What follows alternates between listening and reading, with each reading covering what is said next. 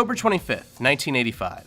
Marty McFly's adventure begins when he pays a visit to Dr. Emmett Brown's house that's filled with alarm clocks and Rube Goldberg-esque breakfast-making machines. Eat your heart out, Pee Wee Herman. Doc isn't home, but that doesn't stop Marty from trying his gnarly oversized amplifier. The arguably mad scientist soon calls Marty and asks him to assist in an experiment at Twin Peaks Mall late that night. Marty agrees, then realizes he's late for school and rushes out the door on his skateboard. But he's too late. Mr. Strickland catches him and calls him a slacker, just like his father. After class, Marty and his band audition to play at the school dance, but are just too darn loud. Defeated, he vents to his girlfriend Jennifer in the heart of Hill Valley, Courthouse Square, site of the infamous clock tower that was struck by lightning 30 years prior, precisely at 10:04 p.m. on November 12, 1955. At home, Marty runs into his father, George McFly, and George's supervisor, Biff Tannen. Biff totaled the family car, which Marty desperately needed to take Jennifer out of town that weekend. Biff takes no responsibility and bullies the sheepish George into paying for the car damage and cleaning his beer-stained suit. At dinner,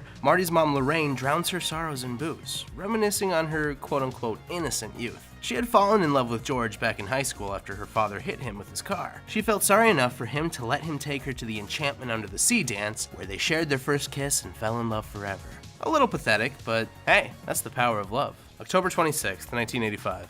At around 1:15 a.m., Marty meets Doc Brown at the mall and sees his newest invention, a time-traveling DeLorean. I mean, if you're gonna build a time machine into a car, why not do it with some style? It's all possible thanks to the doctor's ingenious flux capacitor, along with 1.21 gigawatts of electricity powered by plutonium. Dangerous stuff, so they're wearing radioactive-proof suits. The DeLorean needs to hit 88 miles per hour for everything to come together, so Doc remotely powers the car as his dog Einstein plays guinea pig and is launched exactly 1 minute into the future. But wait, let's back up a second. Where exactly did Doc Brown get the plutonium? Well, he made Libyan terrorists a fake bomb. But hey, what could possibly go wrong? Naturally, the Libyans show up and mow Doc down with machine guns. Devastated, Marty runs for his life, using the DeLorean to escape. Once Marty ramps up to 88 miles per hour, he suddenly whisks past the Libyans, straight to November 5th, 1955, the day Doc Brown inputted because it was the day that he came up with the flux capacitor. November 5th, 1955. Marty, still traveling at 88 miles per hour, finds himself suddenly warped from a paved mall parking lot to an abandoned, sleepy farm and careens into a barn. Marty stumbles out of the DeLorean to greet a bewildered family still wearing the hazmat suit. They figure he's an alien, so Pa tries to blast him with a shotgun. Marty jumps back in the DeLorean and speeds off, taking out one of the property's 2 pine trees on the way. Once he hides the time machine, Marty heads to town to search for Doc Brown so he can get back to the future. He stops by the local diner to find his address in the phone book. While he's sitting at the counter, high school-aged Biff charges in and barks at McFly. But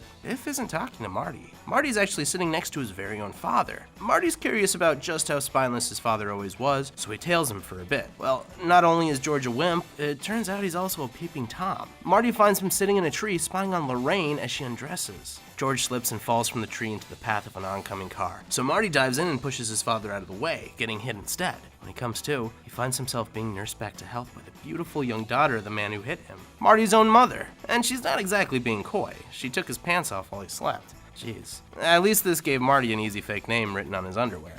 Calvin Klein. Lorraine gets even more handsy during an awkward dinner with Marty's extended family, including a baby version of his convict uncle. Marty finally decides to dip and rush over to Doc Brown to explain the situation. The doc doesn't believe him at first, naturally. I mean, Ronald Reagan, the actor, as president? Don't be ridiculous. That's like electing a reality TV star. But once Marty tells him about the flux capacitor, Doc's convinced. They go pick up the DeLorean and discreetly transport it back to Doc's garage. November 6th, 1955. Without access to plutonium, Doc thinks all hope is lost. To generate 1.21 gigawatts for the flux capacitor, they'd need to harness the power of something like a lightning bolt. Fortunately, they know exactly when and where lightning will strike. That's Saturday night at 10:04 p.m. Doc can surely finagle a way to make all that work in the coming days. Only one problem. Marty kinda jeopardized his own existence. See, George was supposed to get hit by that car, not Marty. That was the clumsy catalyst that led to them falling in love. Without this, Marty will never be born. He now has until the Enchantment Under the Sea dance on the 12th to reignite the spark between his parents. November 7th, 1955. That Monday at school, Marty tries to convince George to ask Lorraine to the dance, but he's not very successful. Everyone thinks George is a loser. Even Mr. Strickland thinks he's nothing but a slacker. Plus, Biff has the hots for Lorraine, and George can't step on those massive toes. But Lorraine doesn't want Biff's meat hooks. She only has eyes for, Calvin Klein. seems like Marty will have to get a bit creative. November 8th, 1955. Early in the morning, Marty dons his radioactive protective suit and sneaks into George's room to use his ultra-futuristic Sony Walkman to scramble George's brain with some Van Halen. See, George is a big sci-fi guy, and even writes some himself. So when Darth Vader from the planet Vulcan demands that George take Lorraine to the dance, you know he listens. The next day, George downs some chocolate milk and builds the courage to announce that he is Lorraine's her destiny. It's actually going well, but then Biff shows up. Marty, sensing trouble, trips Biff, decks him in the face, and leads him and his cronies on an extremely exciting chase through the streets. After inventing the skateboard, Marty heroically maneuvers to safety as Biff crashes his car into a truck full of manure. Get used to that smell, Biff. It's a really cool scene, but unfortunately, way too cool. Lorraine's already attracted to Marty, but now she thinks he's an absolute dream of a man. She follows him to Doc's place and gets Marty to reluctantly agree to take her to the Enchantment Under the Sea dance. But that doesn't mean he's giving up on George just yet. November 9th, 1955. The next day, Marty reveals his plan to George. He's gonna get a little too handsy with Lorraine in the school parking lot before the dance. After all, his mom always seemed like a prude. She'd never even parked with a boy. George would then come to her rescue and put Marty in his place, sweeping Lorraine off her feet. Of course, that means Marty has to feel up his own mom, but it might be the only thing that can save his existence. November 12th, 1955. On the night of the dance, Marty's plan backfires in the most uncomfortable way possible. Lorraine is more than ready to park with Marty, smoking a cigarette and downing some booze before launching herself at him. Fortunately, she stops herself, reeling in disgust and realizing that kissing Marty feels like kissing her brother. Unfortunately, Biff shows up very pissed off. His goons throw Marty in the trunk of a car as Biff closes in on Lorraine. George shows up to play hero, but he wasn't expecting to see Biff. And yet, he doesn't back down. Biff twists George's arm behind his back, then he shoves Lorraine to the ground. That pushes George right over the edge, and he knocks Biff out with a single, extremely satisfying punch. The dance band freed Marty from the trunk, so he saw the whole thing. But he's still fading from the photograph. George and Lorraine still need to seal the deal with that kiss. The band guitarist, Marvin Berry, cut his hand while freeing Marty, so our hero ends up playing guitar in his place. When some random pencil neck rudely interrupts George and Lorraine's dance, Marty is nearly wiped from existence. But George is a changed man. He cuts back in, kisses Lorraine, and Marty springs back to life. Then, Marty introduces the young 50s crowd to Johnny B. Goode, which Chuck Berry apparently plagiarized, before scaring them off with some 80s metal. They're not quite ready for it yet, but their kids are gonna love it. By the time Marty meets Doc, he has the clock tower set up for the DeLorean. Marty tries to warn Doc about the Libyan terrorists, but Doc refuses and rips up Marty's detail-filled letter. He doesn't want to mess up the time-space continuum, you see. As they're arguing, a fallen tree unplugs the lighting rig. Damn! With only seconds to spare, Doc climbs the tower and Marty hops in the DeLorean. The car won't start, and the cord doesn't have the necessary slack. Damn. But it all works out. Marty starts the engine, puts the pedal to the metal, and hits 88 miles per hour at the precise moment Doc plugs the rig back in. The lightning hits the DeLorean, and Marty blasts back to the future at last. October 26th, 1985. Marty actually set the clock a few minutes before he first left in order to warn Doc, but he's too late. When he finally gets to the mall, now Lone Pine Mall, he sees his friend get shot to pieces once again. He watches himself travel back to the past, then runs to check on Doc Brown, who's somehow still alive? Yes, universal integrity and scientific caution is important and all, but Doc figured, what the hell. He taped Marty's torn letter back together and wore a bulletproof vest. Marty goes home and passes out, but when he wakes up, he realizes everything is different. His parents are now healthy, wealthy, and have charming personalities to boot. His dad is a successful sci-fi author now, but the best part, Biff is basically his lackey, scrounging to wax George's car and everything. All seems well as Marty embraces his girlfriend Jennifer, until Doc Brown warps into the scene with the time machine. He hails from the future he's been exploring, warning Jennifer and Marty that their kids are in trouble. They pile into a car and take flight, because who needs roads? Blasting off into the future and leaving a bewildered Biff as witness. October 21st, 2015. In the far distant sci-fi future year of 2015, our trio warps conveniently into the flow of traffic of an air highway. Understandably, Jennifer immediately starts freaking out, so Doc Brown sedates her and just kind of leaves her in an alley. Doc explains to Marty that his son, Marty Jr., will end up getting roped into a doomed robbery by Biff's grandson, Griff. To make matters worse, Marty's daughter Marlene will then attempt to break Marty Jr. out of prison. The plan is simple. Marty will pose as his son and refuse to take part in Griff's plan. Marty enjoys some luxuries of 2015, power laces, self-drying jackets, hoverboards, and 18 Jaws sequels before heading into an 80s-themed retro diner complete with Michael Jackson Max Headroom waitstaff.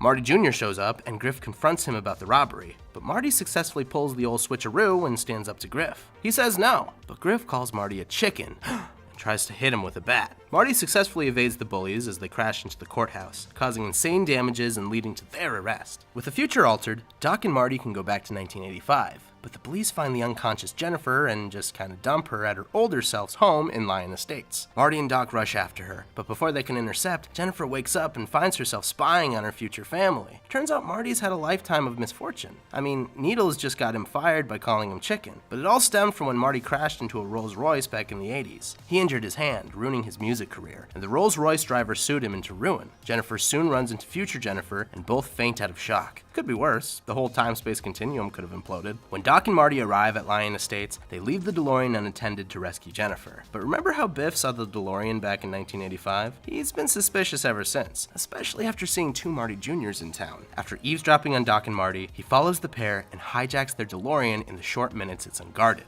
zipping to the past and back before anyone can notice. Marty and Doc return to the time machine and head back to 1985, vowing to destroy the thing to avoid any further messes. October 26th, 1985.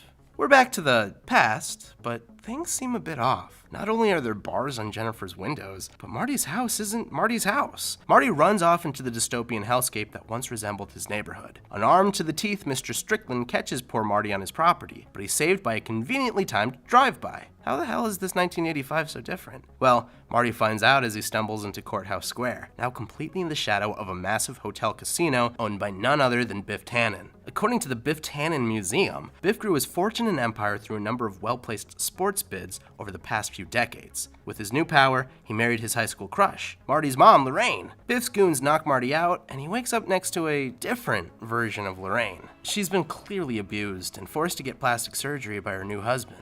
Biff roughs Marty up and forces Lorraine to submit by threatening to throw her kids in jail. But wait, where's George? Well, he's been dead for over a decade, and Biff killed him. Marty rushes to his father's tombstone and meets Doc, who is waiting for him. Back at the lab, Marty and Doc discuss how this dystopia came to be. Doc discovered part of Biff's cane in the DeLorean, along with a receipt for a sports almanac that Marty bought in 2015. Biff must have hijacked the DeLorean and given the almanac to his past self. Since the new 2015 has already been Biffified, they have to go back to the past and get the almanac before young Biff can. Marty heads straight to the casino to find out just when Biff first got his meat hooks on it. Sure enough, Biff boasts about how an old man gave it to him on November 12, 1955, and made him swear to keep it a secret. But he also warned him that a young man would one day ask about it. Well, that day has clearly come, so Biff's ready with his handgun. But Marty distracts Biff for like the 8th time in the trilogy, darts to the roof, and escapes with Doc in the flying DeLorean. Now they have to race back to November 12, 1955 to fix the past.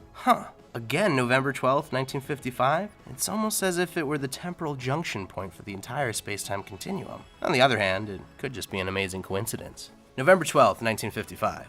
Marty stalks Biff throughout the day and waits until he receives the almanac, but Can intercepts until future Biff thinks his mission is accomplished. Marty hops into the back of Biff's newly manure-free car as 50s Biff and future Biff come face-to-face in the front seat. 50s Biff pulls into his garage, and future Biff proves the almanac's power by accurately predicting the final score of a UCLA football game on the radio. Future Biff leaves, but Marty is trapped in the garage until 50s Biff heads off to the dance that evening, keeping the almanac close to the vest. Even at the dance, Marty just can't find the chance to nab it. Things get even trickier when Mr. Strickland confiscates the book from Biff. Marty slips into Strickland's office and under his desk, waiting for the perfect moment. But Strickland simply dumps the almanac in the wastebasket before leaving. Marty finally has his hands on it, but it's actually just the almanac cover over a girly magazine. Panicked, Marty needs to track down Biff and the real almanac fast. Thankfully, he knows exactly where he'll be. Knocked out in the parking lot by his father. Marty pretends to give Biff CPR in front of the crowd and lifts the almanac from his unconscious body. Home free, right?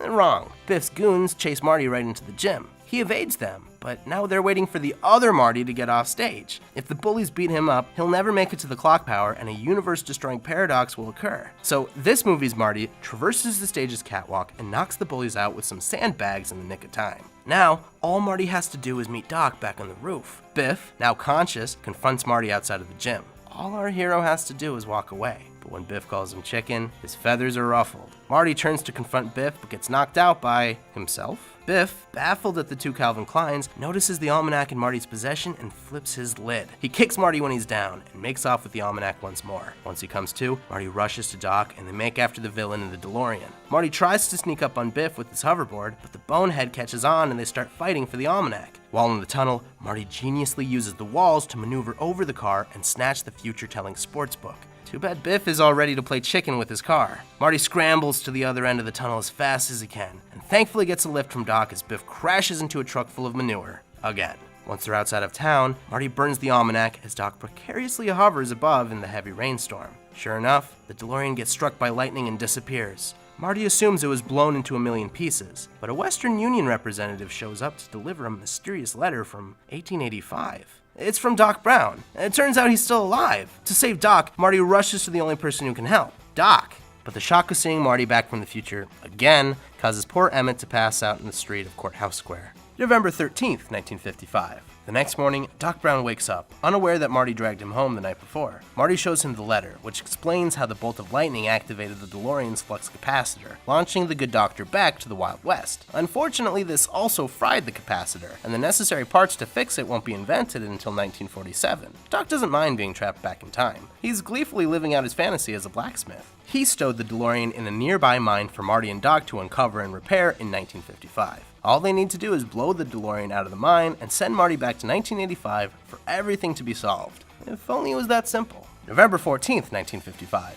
Once he blasts the time machine out, Marty discovers the tombstone of Doc Brown himself. The tombstone reveals Doc was shot and killed by Buford Mad Dog Tannen over a matter of $80, a mere 6 days after writing the letter, September 7th, 1885. At least he apparently wooed a beloved Clara before he croaked.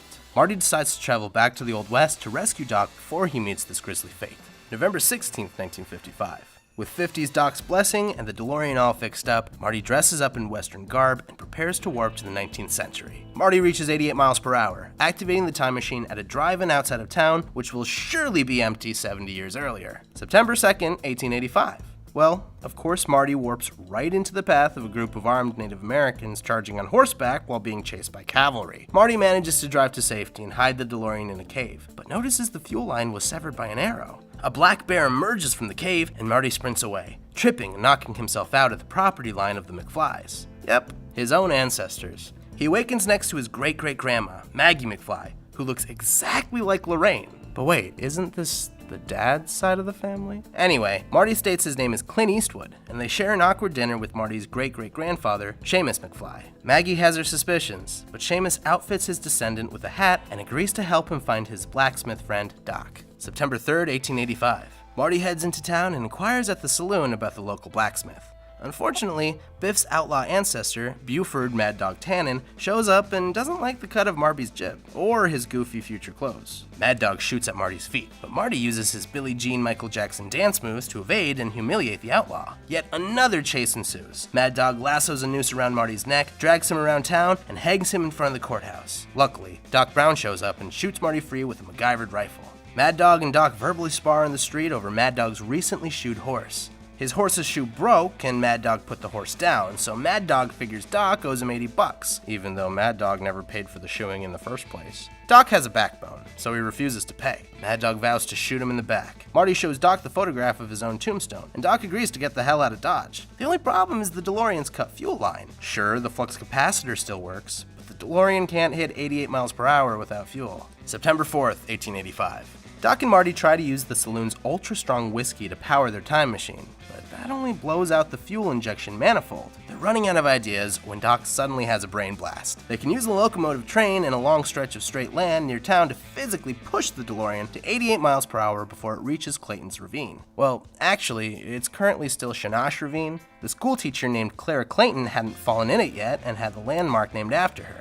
Sure enough, as Doc and Marty are scoping the site out, Clara comes barreling out of control towards the ravine, and Doc races to her wagon to rescue the fair teacher, forever altering history. They look into each other's eyes and immediately fall in love.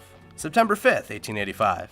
The plan is set. Doc and Marty just need to wait for the next train to come through town at 8 a.m. on September 7th. In the meantime, might as well enjoy the town festivities at the Hill Valley Festival, where the infamous clock for the tower is being inaugurated. Doc is enjoying a dance with Clara when Mad Dog shows up to put a pistol in Doc's back. Strickland's ancestor thought he confiscated all of Tannen's gang's arms, but he missed this extra discreet one. Mad Dog is about to bury a bullet in Doc's back, but Marty uses a prototype frisbee to hit Buford's hand just in time, saving Doc's life. But before Marty can bail, Mad Dog pulls out Marty's trigger word. Well, sorta. He calls Marty Yella, and nobody calls Marty Yella, so he agrees to duel Buford 8 a.m. Monday morning. But that shouldn't be a problem. Marty will be well on his way back to the future by then. Unless the train is late, of course. September 6th, 1885. The next day, Marty takes a look at the tombstone photograph and the name is now blank. It seems like Doc's safe. But the gravestone is still there, so one of them could still be in danger. Doc considers staying back in the Old West with Clara, and even taking Clara with them, but ultimately, he decides the responsible move is to return to his proper time without Clara. He goes to her door to explain that he's from the future, but Clara doesn't believe him and kicks Doc to the curb, breaking both of their hearts. Lost, Doc heads to the local saloon and holds a shot of whiskey as he tells the local patrons of his woes and of the future. September 7th, 1885.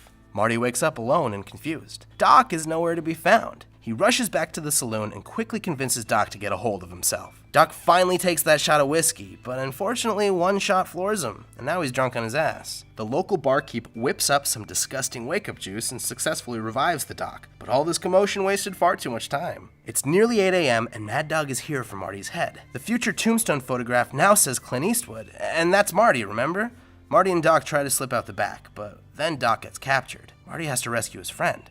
First, he tries peace, throwing his cult peacemaker aside and offering to settle the affair like men. But Mad Dog pulls an Indiana Jones and shoots him anyway. Somehow, Marty stands up, unharmed. Mad Dog tries to punch him, but breaks his hand on the furnace face hidden under Marty's clothes. Marty socks the bewildered Buford, breaking the newly carved future tombstone and knocking him into a wheelbarrow of manure. The tombstone vanishes from the photo, and our pair rush to borrow the train for a science experiment. Meanwhile, Claire is on a one-way train to San Francisco, but overhears some men discussing the completely heartbroken man they met in the saloon the night before. She realizes that Doc Brown truly was in love with her and races back to her love. Doc and Marty successfully play Wild Bunch, taking the train for their science experiment and switching the track in time to meet up with the DeLorean. Marty chills in the DeLorean while Doc overheats the train's furnace, and they're well on their way to 88 miles per hour. Doc heads to the front of the train to join Marty, but suddenly, Clara jumps aboard the train via horseback. She confesses her love for sweet Emmett Brown, so he slowly works his way back to grab her. But if they're not in the DeLorean in time,